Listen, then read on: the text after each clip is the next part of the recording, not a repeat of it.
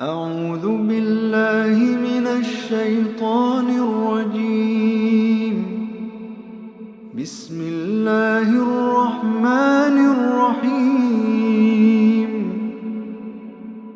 يا أيها الذين آمنوا لا تقدموا بين يدي الله ورسوله واتقوا الله إن الله سميع عليم. يا أيها الذين آمنوا لا ترفعوا أصواتكم فوق صوت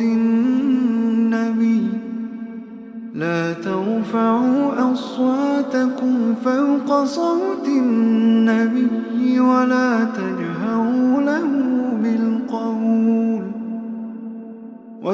تجهروا له بالقول كجهر بعضكم لبعض أن تحبط أعمالكم وأنتم لا تشعرون.